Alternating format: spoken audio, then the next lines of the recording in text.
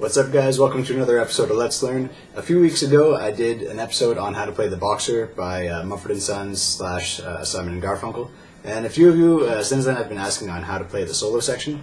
So today we are going to learn the solo section, and I'm going to talk about how you approach learning solos that maybe you don't have a tab for, maybe you don't have the music for.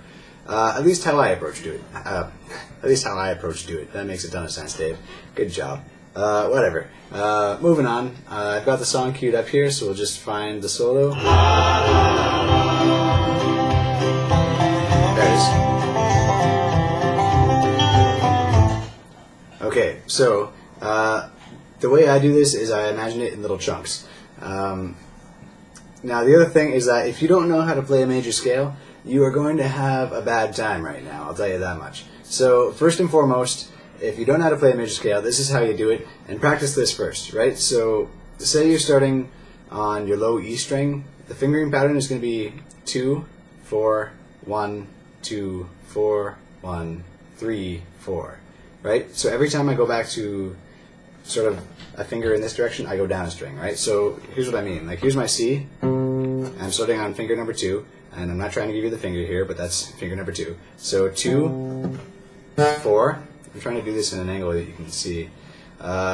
Which actually reminds me, I am still trying to raise money to get a new camera. So once again, if you want to click on the link below to go to my Indiegogo page and make a donation so I can make better quality videos for you, that would be awesome. It would be you guys helping me so I can help you, and great. But enough said about that. Maybe if I sit like this, it's a little uncomfortable, but maybe you can see. So finger 2, 4, 1, 2, 4, 1, 3, 4, right? Ha! Good job, Dave. And then you can do another octave.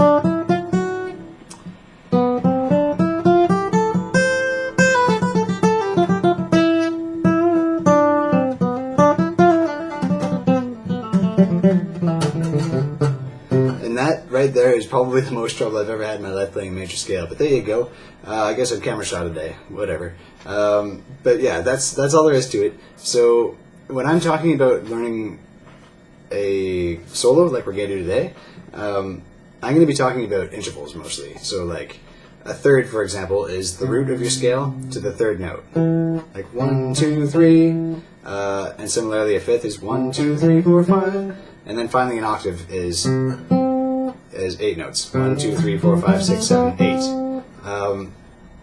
And then I'm going to be talking about major chords and major shapes. So if any of that is stressing you out, I mean, feel free to watch the rest of the video. It might just not make a ton of sense. But hang with me, and hopefully you'll be further along than you were anyway. So with that in mind, let's hop back and have a look. So it starts at about 2 minutes in.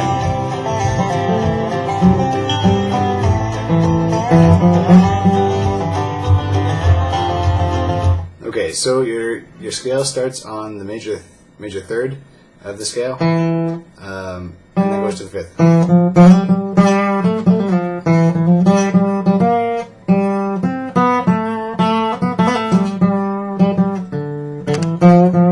So I'm just kind of going from memory here. That might be not exactly right, but here's how to think about it. You're basically just going up the scale from the third to the fifth, and then right. So that's the fifth and the sixth. Now, when you're doing a little trill like that thing, a lot easier than doing 5, 6, 5 on separate strings, because you can't do hammer-ons. Like, you'd actually have to pluck the strings separately like that, and that's a little awkward. So the way I do it is I do 3, 4, 5, 5, 5, and then instead of going, I just move my whole hand up here and just go, 5th fret, 7th fret, 5, and do a little quick hammer-on pull-off. So,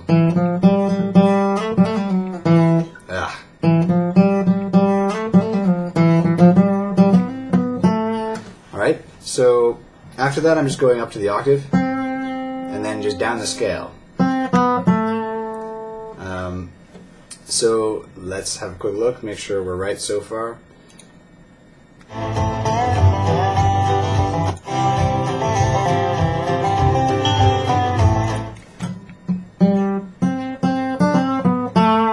Right, so there he's done a quick little thing like that. If you're wondering why I'm making a lot of mistakes, I'm sitting in a really strange way to get my hand in camera, so it's a little, things feel a little bit different. But I swear I'm better than this at guitar, at least most of the time. So anyway, we've gone.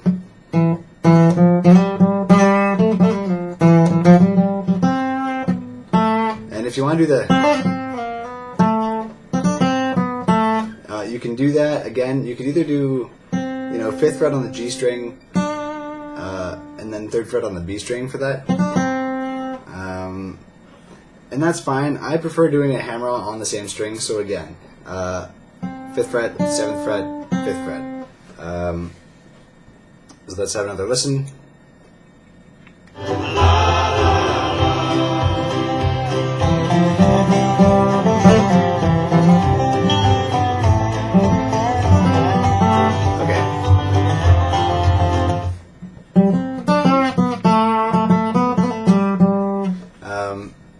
So that's fine. We more or less have that down. Now going from there.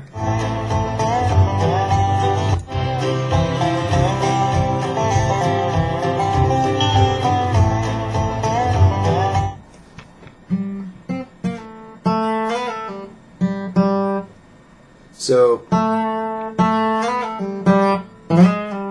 there's a big slide in there. Now you might be thinking this doesn't really sound totally right on acoustic guitar, and that's correct. I believe it's played on a slide guitar or a steel guitar, like that's played on the lap, sort of like like this, and then they have like a like a metal slide, which I have in my basement actually, but who cares? You guys probably don't have that, and so we're gonna do the best we can on acoustic. Anyway, so what you're going to do for that sliding sound is you're just going to go up a string, and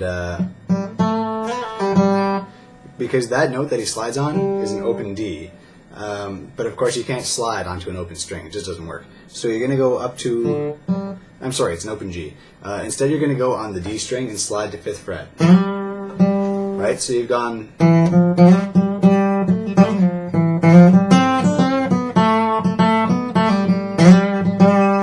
Right, so maybe that was a little quick, but just remember it in sections, right? Here's the first section.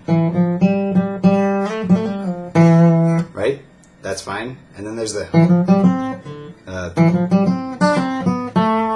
right, and that's fine. That's just that quick little thing, and then going down the scale. And then we have this new section that we're looking at right now, where we have the... and that's where we have this slide up to G. And the way we're doing that is sliding from basically from all the way down up to 5th fret on the D string. And also to get that sort of twangy sound, try and throw some bends in there. Just wiggle your hand around a little bit, and that sounds real nice. So moving on.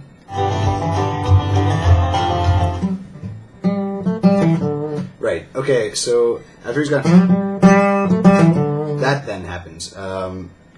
So on the 5 that we just slid to, just go 7/5 and then 7/5, but up a string. 7/5, 7/5. So not that bad. Right, I'm not going to play the whole thing every time, otherwise this video is going to take forever. But from there, I'll backtrack a little bit.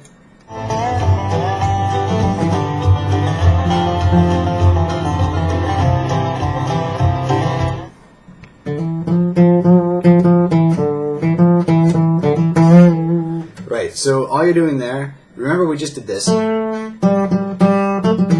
That's fine. Now you should have your index finger on 5th fret of your A string. And if you're keeping track, by the way, that's a major 2nd from our root. I know I'm not talking about that as much as I thought I might, but keep in mind that is the whole time I'm thinking about this entirely in intervals. And it's a good habit to get into. It's very good practice, and at the very least, you'll kind of understand kind of how we're moving around a little bit.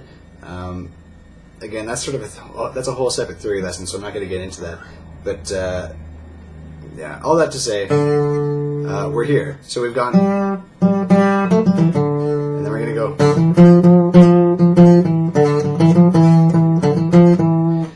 So you don't have to move at all. Your index finger is on 5, and you're just doing 5, 7, 8, and basically back and forth with the rhythm.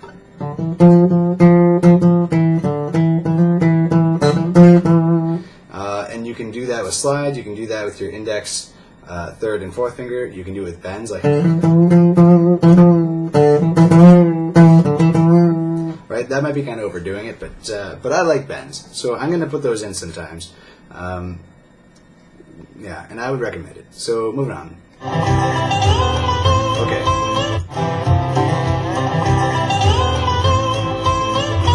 Okay, there's a quick little run there, so this might take me a little longer to figure out, but give me 1 second, and then I'll explain how I figured it out.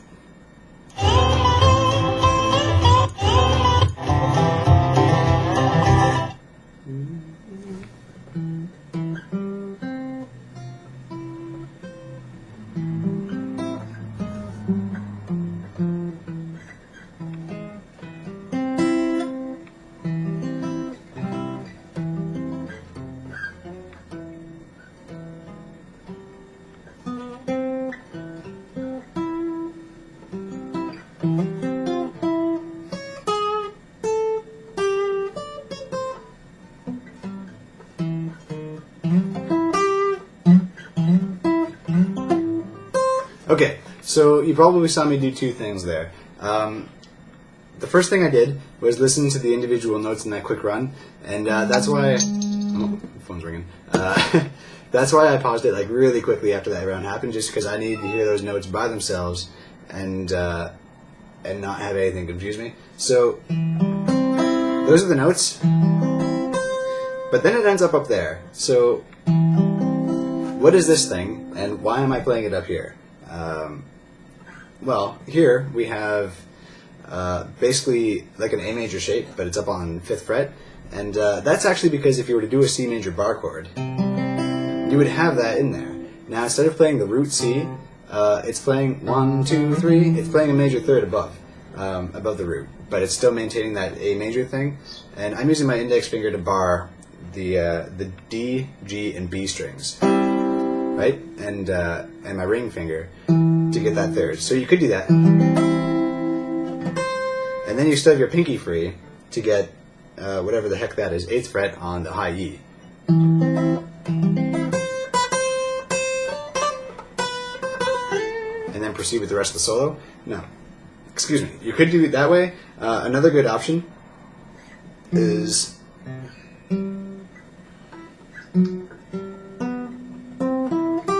you could do it here. So this, like I said, this is a C major chord, so is this, but also so is this, right? So again, I know my camera is balls, but we're going to do our best here.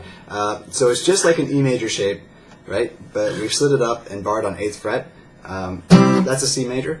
Now, you could just run up the chord like that, so, and then you already have that note in your chord, right? So you don't have to do any weird, like this thing.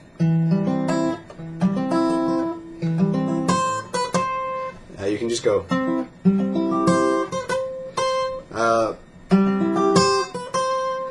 And I kind of like it better that way. Again, it's probably going to sound a little bit better on a steel slide guitar, but nonetheless, that's how the chord works. So if you hear a run like that, basically where I'm going with this is that if you hear that kind of run where there's a lot of chords, I'm sorry, a lot of notes that don't necessarily sound sequential like a major scale, like it doesn't sound like, or it's probably just playing the chords that are in a major, it's probably just playing the notes that are in a major chord. So your root, your third, and your fifth.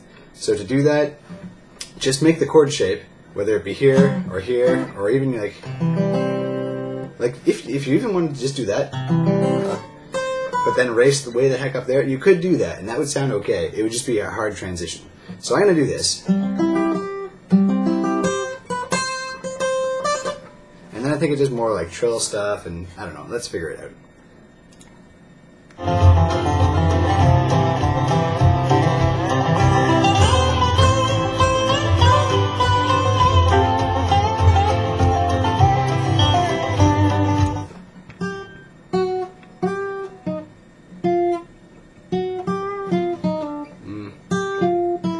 there's a funny little line in there. I'm just gonna have to listen again.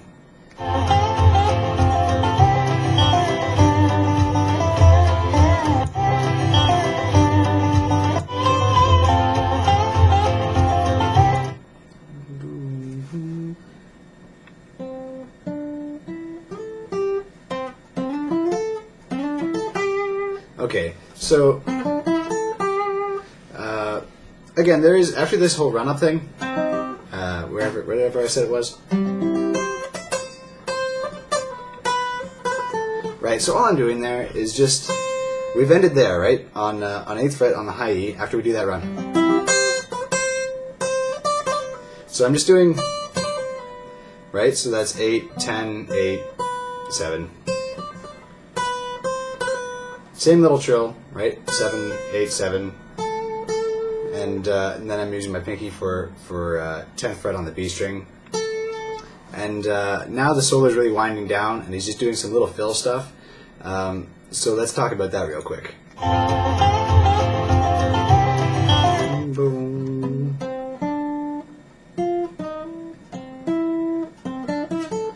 Right, so that's one of the little fills. So we were here, and then he's going,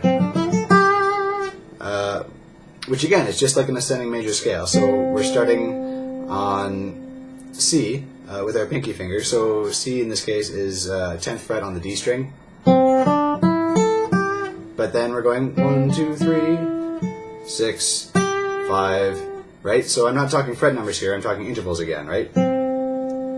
Root, major second, major third, major sixth, perfect fifth. And again, like I said at the beginning of this video, if you know how to play your major scale,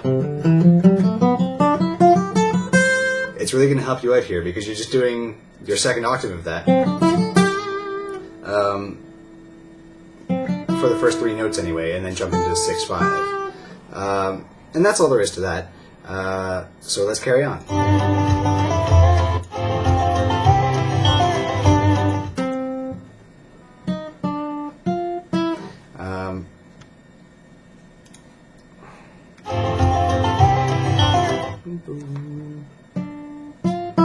Right, so after you go, after you've gone, that little thing there, that's just 7th fret on G, 10th fret on G, 9th fret on G, back to 7th. Right, so you can probably see my hand here, that's probably easier than me saying numbers. But,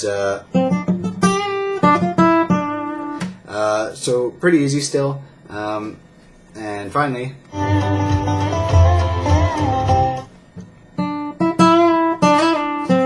right, so that's just the ending. Basically what it's doing is just going, but with fancy stuff. So, like, instead of going 3, 2, 1, it's like 3, bent to 4, back to 3, 2, 2, 3, 2, 1. Again, talking intervals, not frets here, but that's all there is to it. So that's pretty much your whole solo. So there were a lot of little sections there, and I don't know if I remember them all, but let's jump backwards in the song, and I'm going to try and play along. And I'm going to tell you right now, I'm probably not going to be perfect here. And if the inclination that I wanted to go out and play this solo, I would practice it a few times, as I highly suggest you guys do, because I don't want to create the impression with these videos that I never have to practice songs. There are certainly songs that I perform where I practice the heck out of them just because I want to make sure I get it right. So, you know, let's, with that in mind, don't expect perfection here, but at least I can talk you through the steps. So, jump back to about 2 minutes into the song. It's about there. Alright, so remember we start on the 3rd down here. Oh yeah, alright.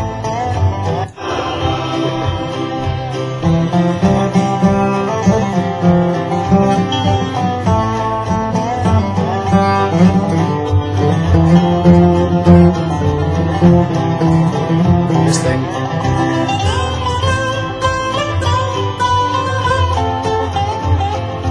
Oh yeah. Alright, I got close. We'll try the second half again.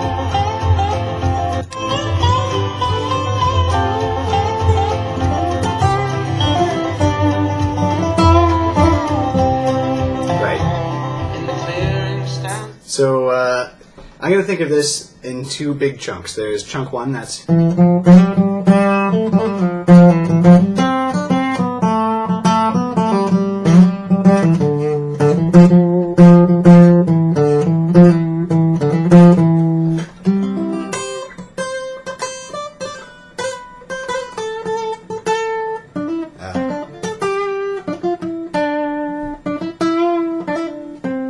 right? So the first chunk was all this stuff, and then the second chunk starts with this. I'm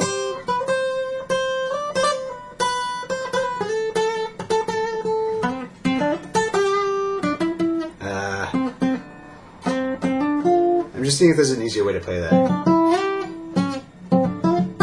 because that's a little bit awkward. Oh, okay, there you go. So instead of doing this, I would substitute my index finger onto the high octave there. So 10th fret C, and then just go 10, 12, 14, because then your next note is the same fret, 14, but down a string. So 14, 12, and then you have,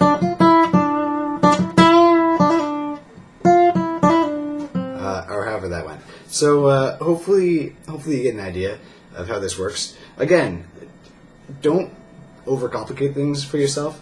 Just remember that, like, down here, you're really just playing everything kind of in this range where you've got this major scale down here.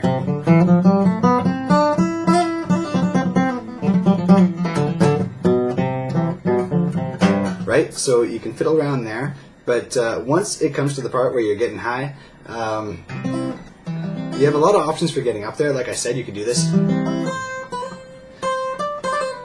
I prefer using this C major. But if you struggle with bar chords, that might be a little bit harder. So do, experiment with that. And if you really can't get a clean sound out of anywhere, try using a different part of your finger. Like if you're barring with here, and it doesn't sound good, maybe try barring with here. And in fact, like I go basically down to here when I bar stuff. And I have the advantage of having quite large hands, so I can do that and get away with it. I also do this sometimes where I use my thumb. Not always the cleanest. But again, there's a couple different options there for you. So, hey, that's pretty much it. I don't want to beat a dead horse by playing it again, so review the parts as you need. And if you have any questions, as always, let me know in the comments and I'll try and get you sorted out. Otherwise, if you liked what you saw, be sure to hit like below. That certainly helps me out. And if you want to see more, be sure to subscribe and maybe make a request or two in the comments. That's always good. I try to get to the good ones. And yeah, once again, if you want to make a donation, I guess click here if I remember to put an annotation, or click down there if I just put a link. And I will be getting, hopefully, a Canon T3i in a month or so. I have like 28 days left in this donation campaign. So again, that would really help me out, and it would help you guys out because I can make my videos look a little better. But if you don't want to do that, that's cool. Just keep on watching. Maybe share this with your friends, and I appreciate that too. All right, so thanks again, and I will see you next time.